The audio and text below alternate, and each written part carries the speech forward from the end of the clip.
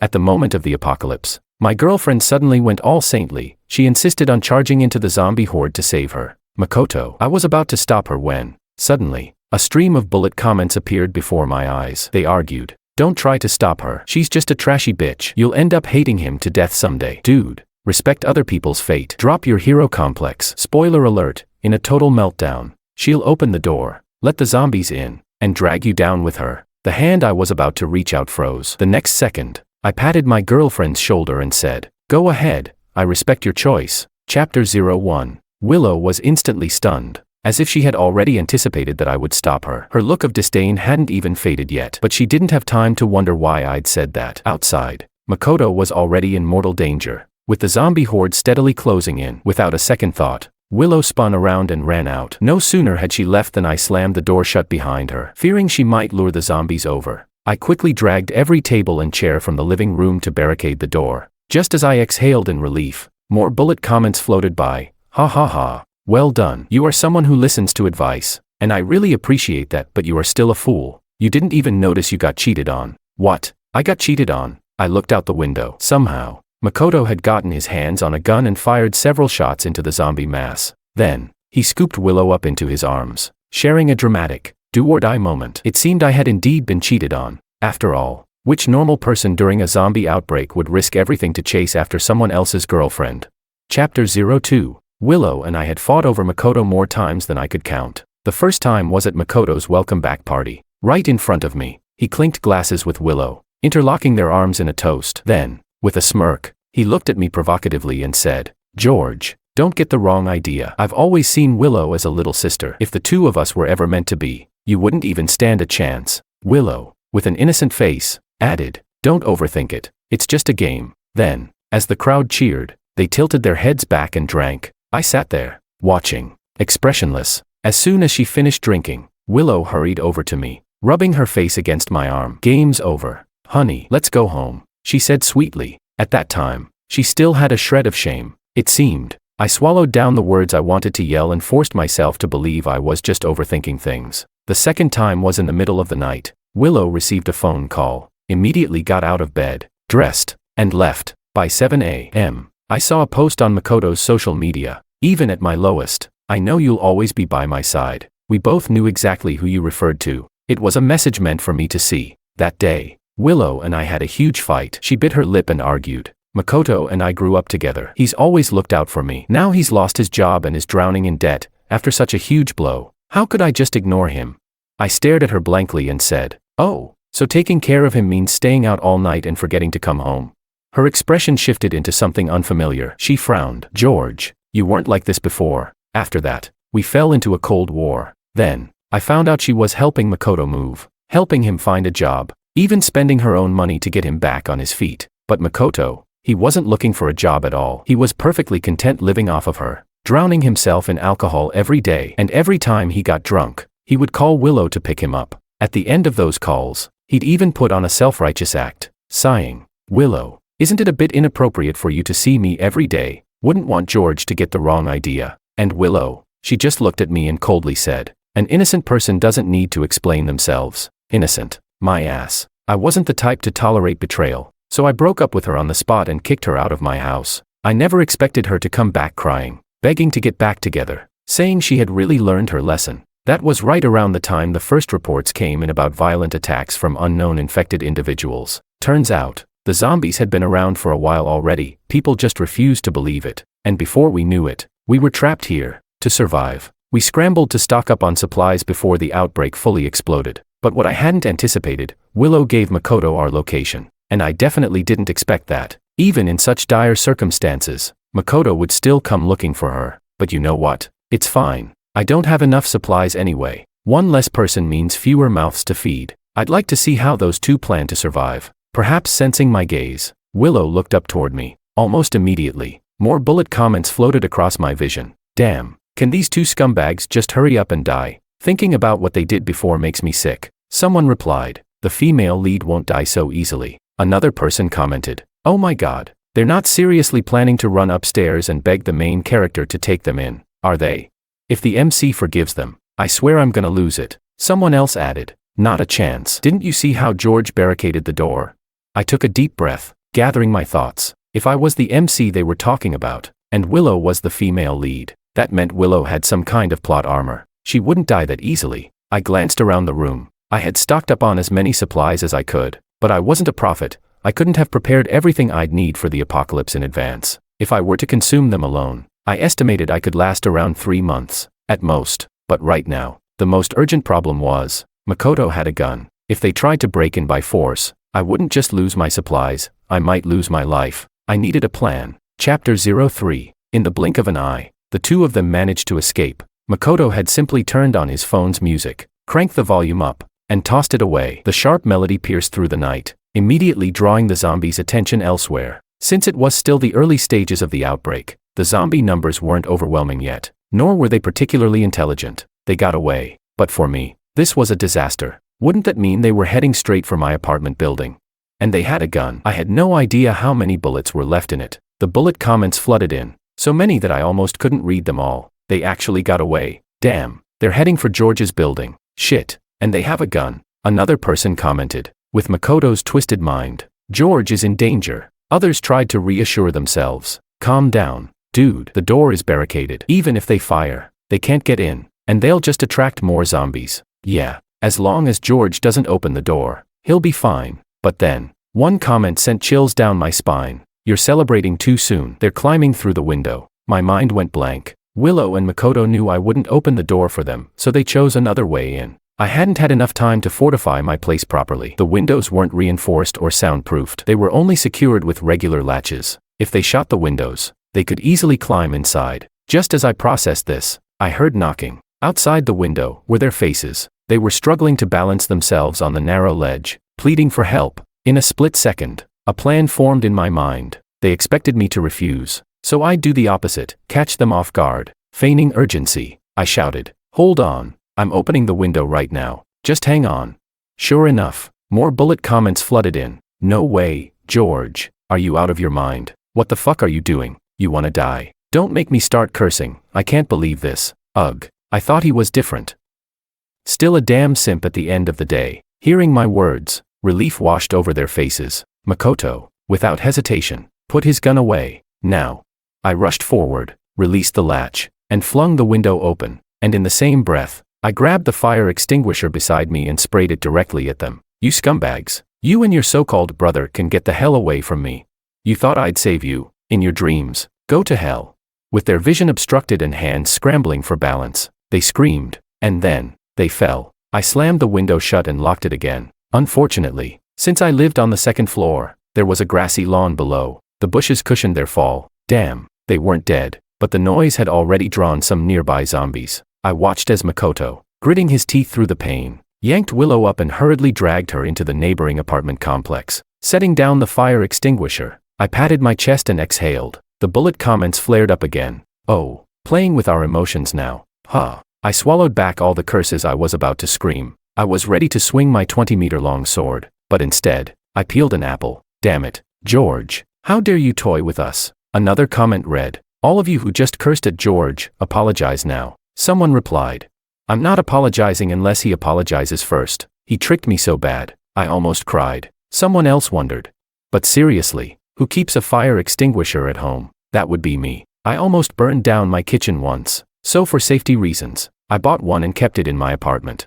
It was because of that extinguisher that I came up with the plan. If I had confronted them head-on, I would have been at a huge disadvantage. Makoto had a gun, but he never put his finger on the trigger, meaning they had a backup plan. If I refused to help, he'd shoot. If I showed kindness, he'd lower his guard. So I tricked them, but after this, they'd probably want me dead. And just as I expected, my phone started ringing. Willow was calling me. Chapter 04. I had no idea why she was calling after everything that had happened. But one thing was clear, she and Makoto were still alive. I didn't want to pick up. I was about to decline the call when the bullet comments started pouring in. "Answer it, why wouldn't you? Know your enemy, and you'll never lose a fight. Yeah, didn't they always disgust you before? George, give them a taste of their own medicine. I just love seeing them seethe, wanting to kill you but completely powerless to do anything." I sighed. "You guys have no manners, do you?"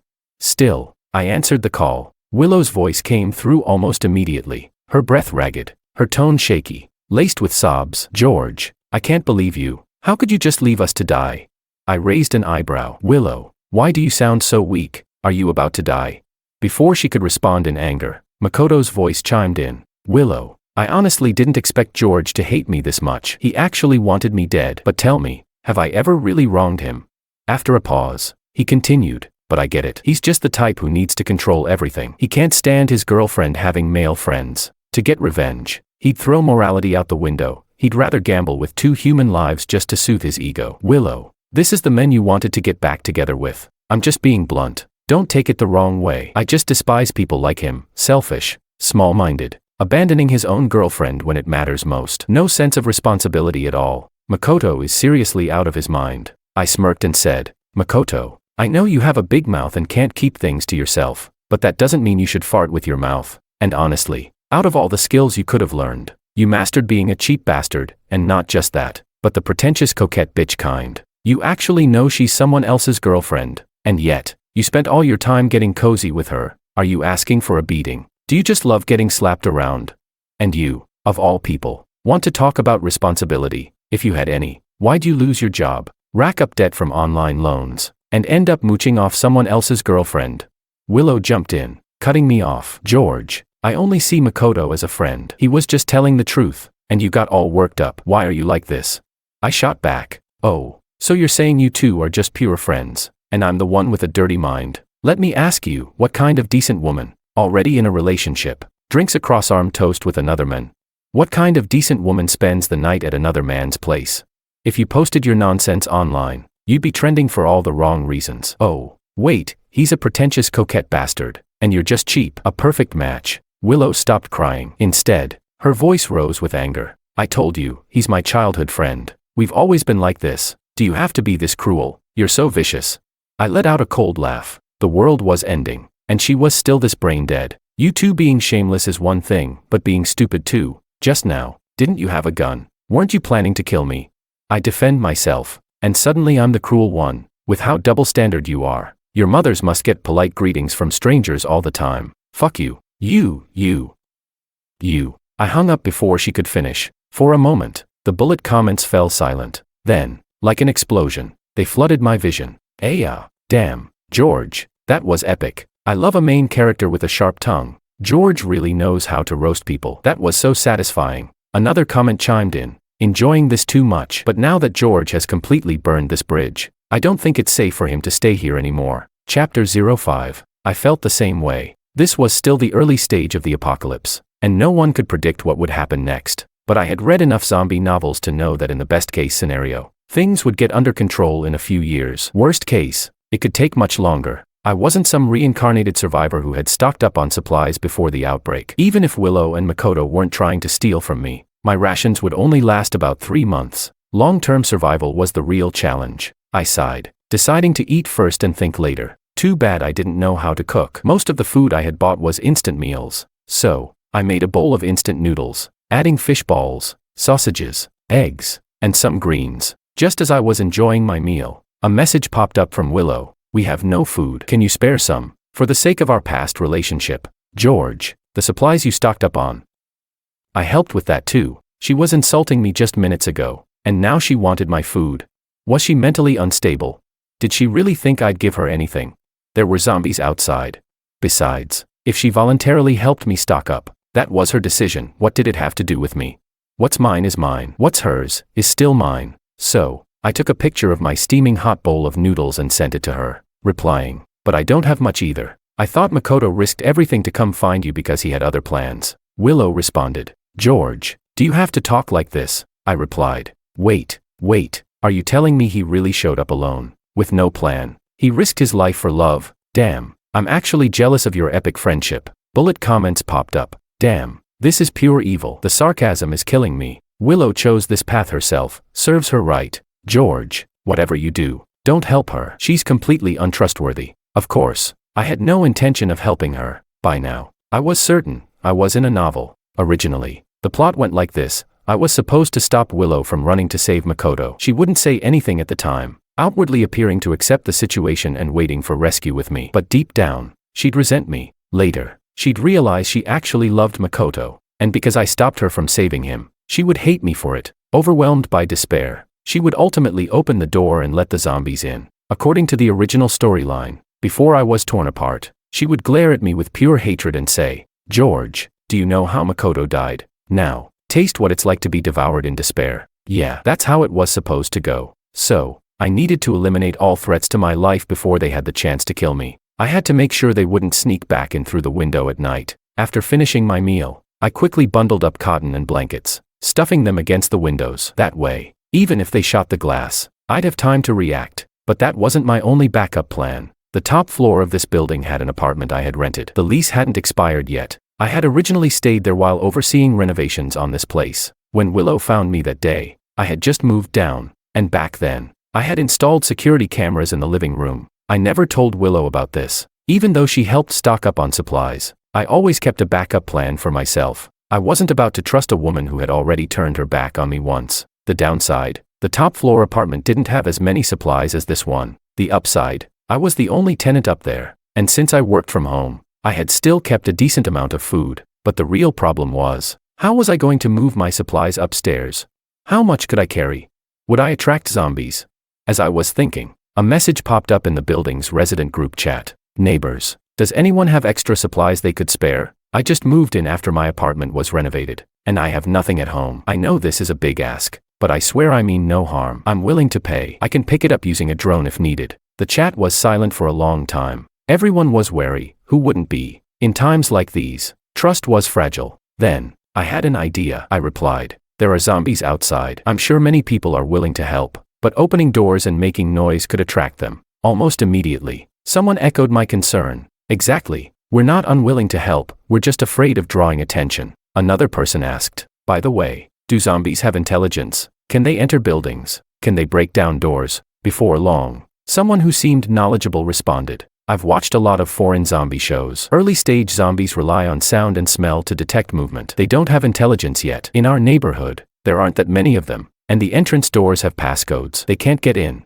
and they definitely can't climb windows. So, I have a suggestion. Instead of isolating ourselves, we should work together. I bet most people here only have a few months' worth of supplies. Long-term survival will be tough. If we cooperate, we might last longer." I immediately replied, "Agreed." +1. More people followed. +2. +3. From the messages, it looked like only a few dozen households were actively speaking up. Some people were probably staying silent, wanting to keep to themselves. Understandable. No one dared to reveal their apartment numbers. So, to address the issue, the group decided that anyone willing to share supplies could drop them off at the rooftop at designated times. Those in need could collect them afterward. I didn't trust these people either, but I did need an excuse to move to the rooftop apartment. And right now, the elevators were still operational. No one would dare take the elevator, though, but me.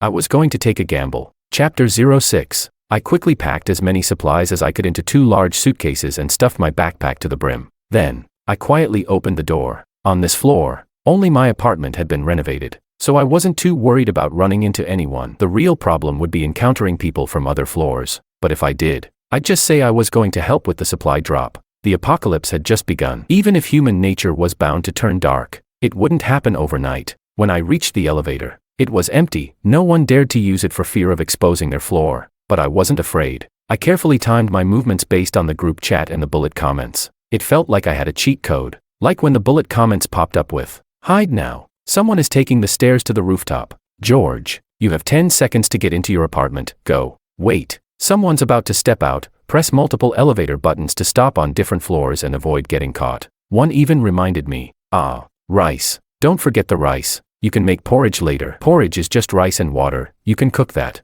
Right. Another one scolded. Why are we discussing recipes right now? Move the supplies. My heart can't take this. I went back and forth 10 times before I finally got most of my stuff upstairs. It wasn't even that much. Honestly, supplies had been selling out like crazy before the outbreak. The fact that I had enough for 3 months was already a miracle. I was exhausted. I decided to take a short break before moving the last box of instant noodles. That's when I heard it. A gunshot, followed by the sound of shattering glass. My body tensed. It was Makoto and Willow, and the next second, they'd ripped down the blankets I'd used to block the window and break in. I didn't even have time to think. I abandoned everything and bolted for the door. The moment I stepped out, thud, the sound of a body hitting the floor. Shit, how did he get here so fast?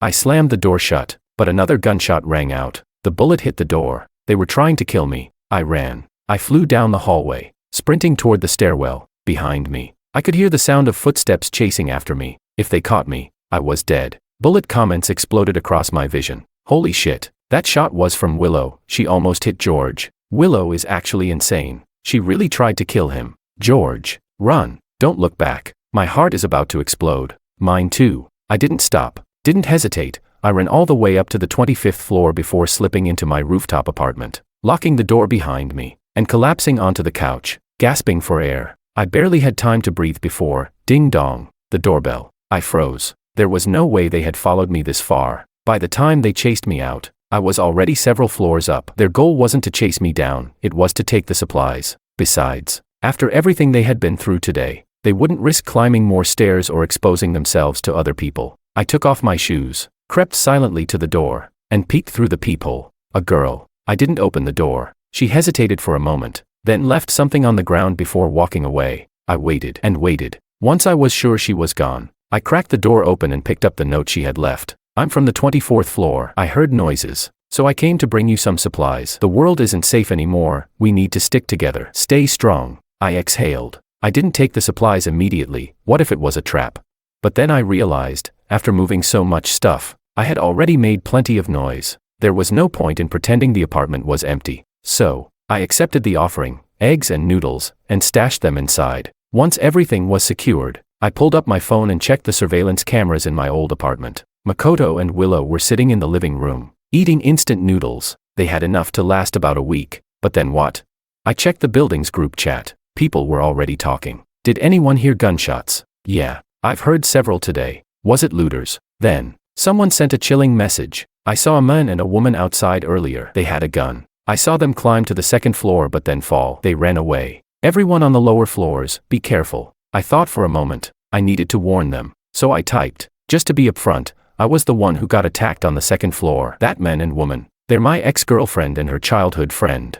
They tried to kill me, so I ran to another place. I'm safe for now, but they don't have much food left. Once they run out, they'll start looting with that gun. Please be careful. I'm sorry for putting everyone at risk. The responses came quickly. Some people cursed at Makoto and Willow. Some worried about safety. Some discussed how to handle the situation. But no one blamed me. I had expected someone to say, "It's your fault for bringing them here." Instead, my neighbors reassured me. "It's not your fault. I've never seen a woman this shameless." Calls him a close male friend. But let's be honest, she was just stringing him along. Someone else added, "They have a gun. We need to work together." The chat was surprisingly united. That night, a few guys from the lower floors took drastic action. They grabbed whatever heavy objects they could find and barricaded the entrance to my old apartment. Makoto and Willow were trapped inside. If they wanted to leave, they'd have to climb out the window. The floors above them were either empty or had reinforced security bars on the windows. Even if they broke the glass, they wouldn't be able to get in anywhere else. Someone even locked the main entrance to the building,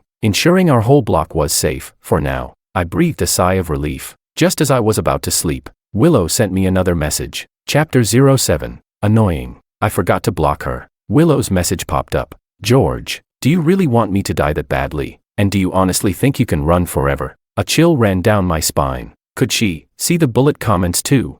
My heart pounded. I forced myself to stay calm, even if she could see them. So what? The comments had never revealed that I was staying on the 25th floor. At most, she'd know I was somewhere in this building. I didn't reply. Another message came in. "I really misjudged you. Heartless, cruel, leaving people to die.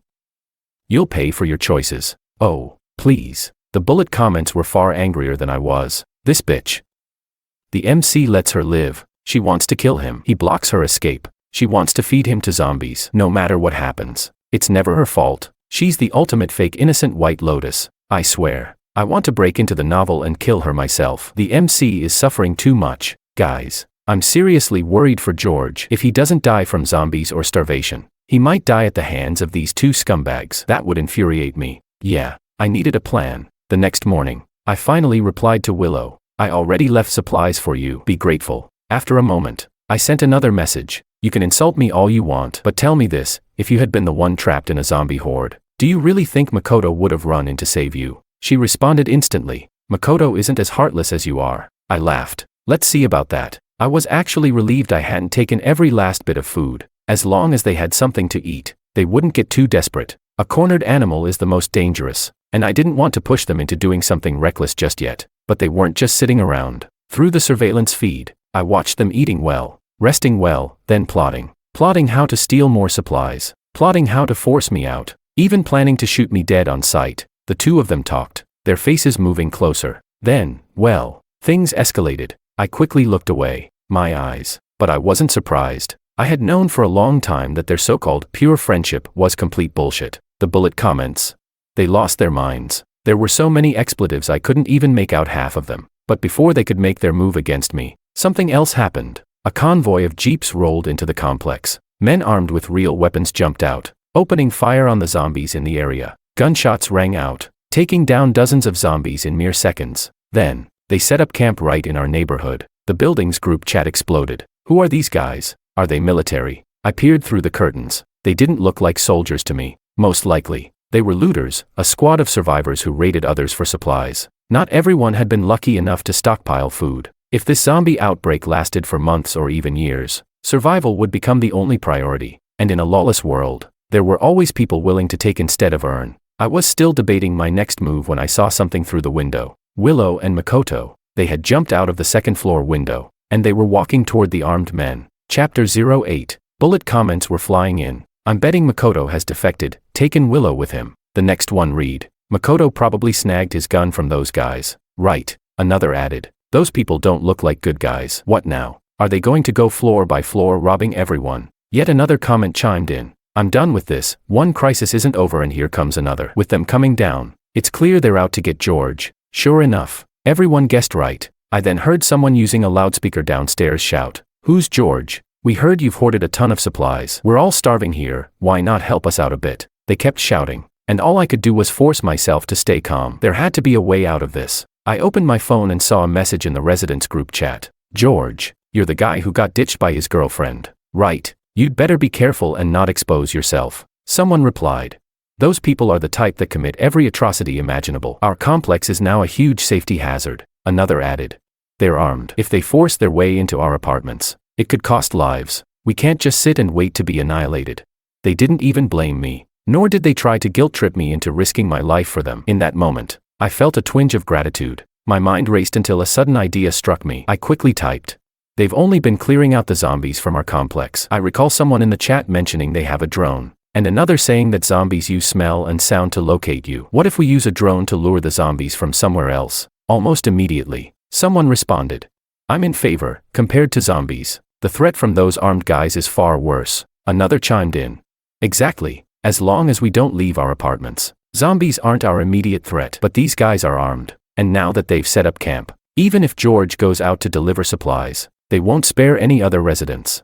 Everyone here is smart." Action was swift, with supplies being shared and a few residents volunteering their drones. A girl from the 24th floor, shyly, no less, stepped forward to help. She had already delivered supplies to me once before, and I was truly grateful. 2 drones were dispatched immediately. At the same time, as soon as the drones took off, I heard several rapid gunshots from downstairs. Someone shouted, "Not making a sound. Then don't blame us when we search every floor." Another voice yelled, "Residents on the first floor, don't say we didn't warn you. It's this George who's making you die first." To buy some time, I hurriedly dialed Willow's number. I said, "I can deliver the supplies, but I have one condition." Barely had I finished when someone on the other end asked, "What condition?" It seemed they all thought we residents were just sitting ducks for them, treating this as a chance to savor my last struggles before I inevitably died. And for them, that was apparently entertaining. As they wished, my voice trembled as I pleaded.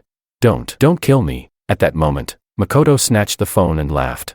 "Don't kill you, George, when you want me dead. You sure aren't saying it like that." He always found a way to take a jab at me, and he wasn't about to let this chance slip by. I silently scanned the group chat and listened to him go on. He said, "Some people are so selfish and petty, letting a minor personal grudge cost someone their life. And when things get critical, they turn into spineless little rats, all meek and submissive. Right, Willow? I told you before, you trusted the wrong person. Not like me. I came all this way to rescue you, to kill zombies, to climb and jump through windows, to protect you, yet you keep getting deceived by a guy like him." I said nothing. I wasn't in the mood to listen to his whining. Then Willow took over the conversation. She said, "George, you need to sincerely apologize to Makoto, and of course to me, too. Hand over all your supplies, and I'll try to convince them to let you go. But you really went too far before. From now on, it's every man for himself. Apologize. I immediately cranked up my tone on the phone and fired back. Willow, have you lost your mind? Do you really expect me to grovel at your feet just because of your little speech? How can you be so naive? I almost didn't recognize you. I thought you were one of those fake, white lotus types from a pond. Pretending to be pure. I turned to Makoto. Makoto, when someone says one thing, you have to come back with 3. With that idle mouth of yours, why don't you go to the public restroom and lick every toilet clean? At least then you'd be doing society a favor. I heard both of them gritting their teeth. George, just go die. I laughed and replied. Oh, you really think so? Even if you both die, I'm not going down with you. After all, I was keeping a close eye on the residents' group chat. One resident was sharing drone footage. Sure enough, a couple of streets away, another complex was swarming with zombies. The drones quickly flew among them, luring the horde to run straight toward our building. They want to kill me. Let's see if they can even escape a zombie blockade. Chapter 09. The call on the other end crackled for a moment and then went silent. Soon after, countless gunshots rang out. I peeled back a corner of the curtain and watched quietly. Weapons were now as scarce as supplies, yet the zombies had multiplied even more than before. The jeep-driving raiders had made a decision. Escape was the best option. So, while exchanging gunfire as cover, they quickly piled into their vehicles. In the end, only one seat remained, and Makoto scrambled in. Even from this high up, I could hear his anguished cry. He shouted, Willow, I know you don't want me to die. Don't worry, I'll come for you. Then, with a swift kick, he shoved Willow out. The vehicle sped away. In other words, he left Willow behind in the midst of the zombies. Ha, Willow, you've brought this on yourself. I had once asked her when it came to choosing whom to save, whether Makoto would be willing to rescue her. Back then, she told me, Makoto isn't the cold-blooded type like you. Well, who'd have thought? He abandoned her. The bullet comments went wild. Ha ha ha. This is hilarious. I can't stop laughing. Willow totally got what she deserved. Damn, she really ended up shooting herself in the foot. Karma hit fast. So, are we allowed to set off fireworks now? I just can't wait. Such a pity. That bastard Makoto just ran off. Someone added.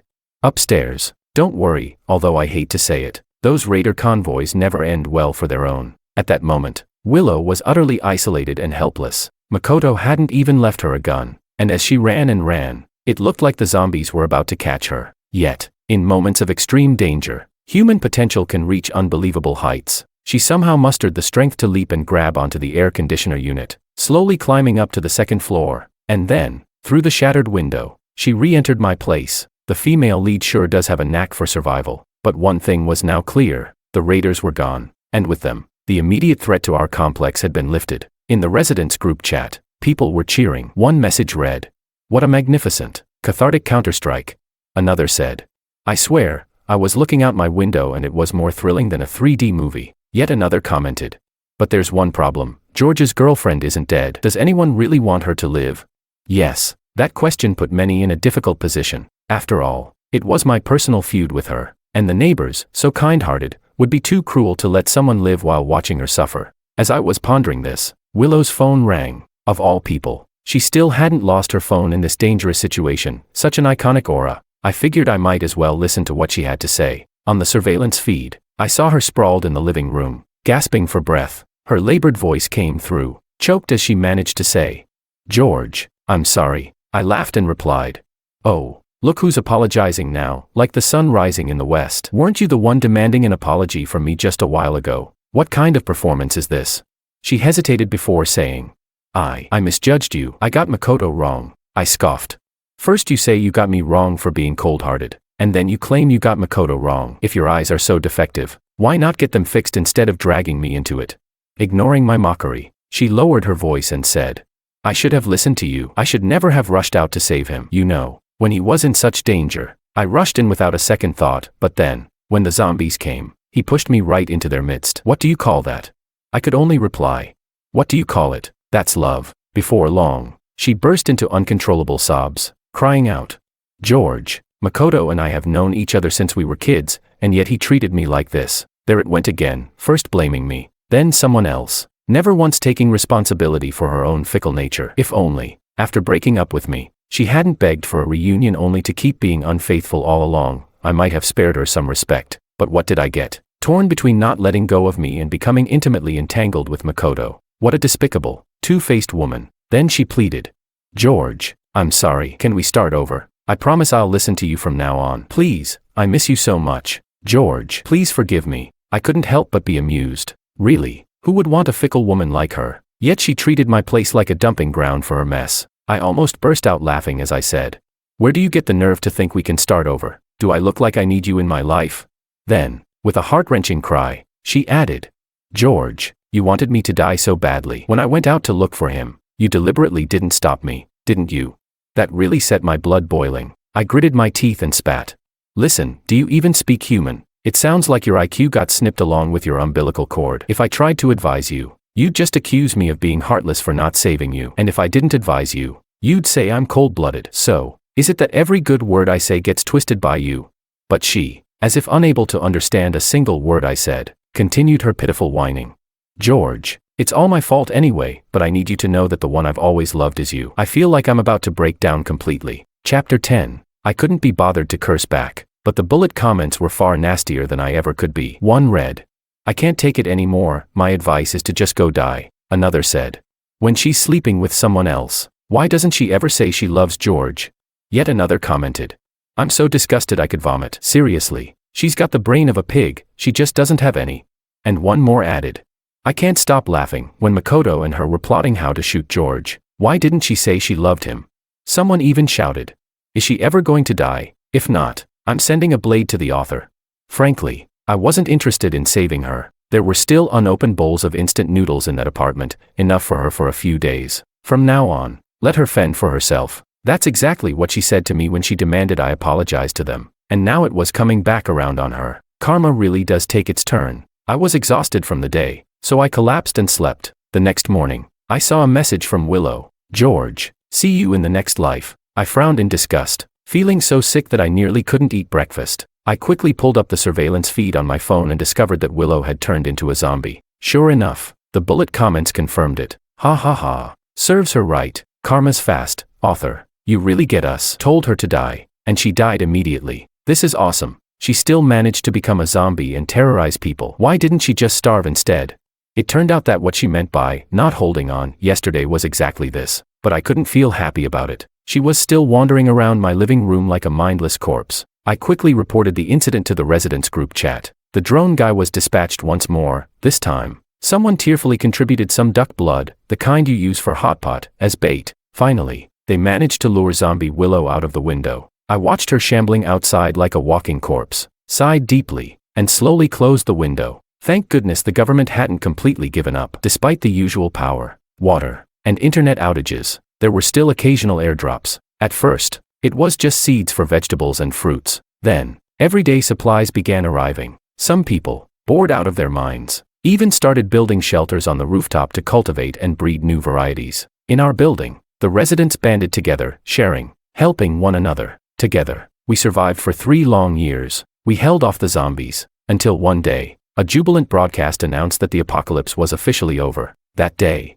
I even asked everyone's help to remove the barricade from outside the second-floor door. When we opened the door, a huge cloud of dust swirled into the air. I found Willow's phone. After charging it fully, I saw what had become of Makoto. After he left, he joined those raider gangs, burning, looting, and pillaging to snag supplies. Then, an accident injured him badly, and he ended up with a broken leg, rendered disabled. He couldn't even walk properly. His final messages were desperate pleas for Willow to save him. But by then, Willow had already become a zombie, and maybe he even tried to shoot her. In the end, he sent no more messages. In this apocalypse, amid raider convoys, the worst aspects of human nature only magnify. They wouldn't bother keeping a useless deadweight around. So, bringing him along was only useful for their own purposes. As supplies dwindled further, Makoto's fate was all but sealed. I, along with everyone else, endured until spring finally arrived. But as for him and Willow, they chose the path of foolishness. In the end, they brought their fate upon themselves. No one escapes karma.